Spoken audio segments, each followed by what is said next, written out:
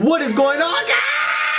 This is Fuckface here, and today I'm going to be reacting to 10 most dysfunctional families to ever exist. Enough talking and let's get to this shit! TheRiches.com. We all have crazy families, but some are slightly more dysfunctional than others. And when you're in the public eye, your family seems to be even more absurd. Here are some of the most dysfunctional famous families ever. Lindsay Lohan. The Kardashians. Yeah.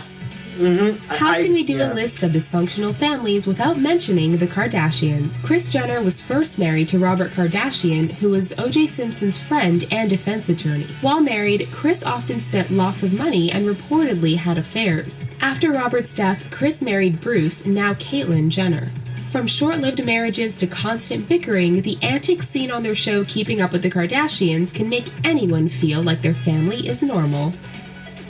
The Giudice family. I don't know them. Famous for their reality show, The Real Housewives of New Jersey, Teresa and Joe Giudice are the epitome of dysfunction. Joe repeatedly cheats on his wife, and Teresa seems to just blatantly ignore it. They don't get along with Teresa's brother, and they are neck-deep in legal trouble. Teresa was recently released from prison after serving 11 months for tax fraud, while Joe has just begun his 36-month sentence. Pretty dysfunctional. Honey Boo Boo's family.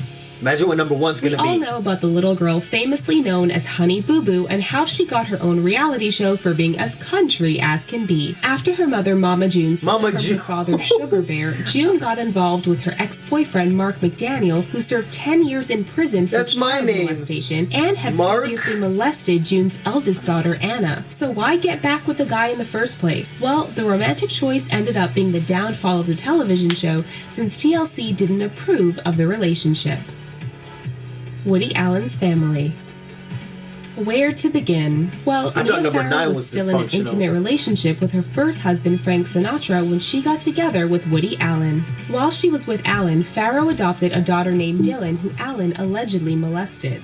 Then Allen entered into a romantic relationship with Farrow's adopted daughter from a previous marriage. Feeling dysfunctional yet? The Lohans. Lindsay Lohan first entered our lives when she was a child actress in the remake of The Parent Trap. She then went on to appear in a few more movies as a child star, but as she got older, her life derailed. She was using drugs, getting multiple DUIs, being called unprofessional by Hollywood producers, and her personal life was headed in a downward spiral. Her father, Michael, was jailed for a DUI as well as fraud. Then her mother tried her own shot at fame with Lindsay's sister, Allie Lohan, on a show called Living Lohan that didn't last more than a few episodes. The Jacksons. The Jacksons are one of the most famous families in the world after the success of the Jackson 5 and then the solo success of Michael and Janet. But the fame didn't come without a price. Michael Jackson is a legend. The family's patriarch, Joe Jackson, was notoriously known for doing whatever it took to reach that fame. Michael and his siblings were reportedly abused both physically and emotionally. Michael clearly had something taken away from him when he was younger, which resulted in his multiple plastic surgeries and feeling like a modern-day Peter Pan. The Goslings.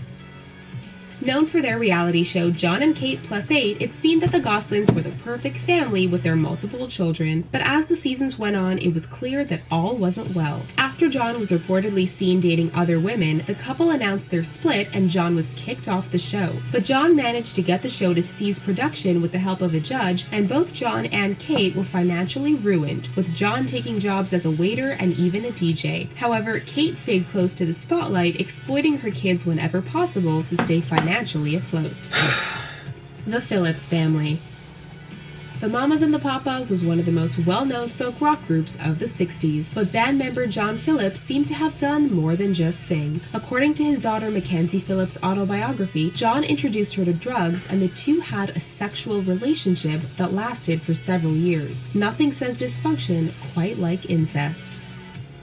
The Houston Brown family.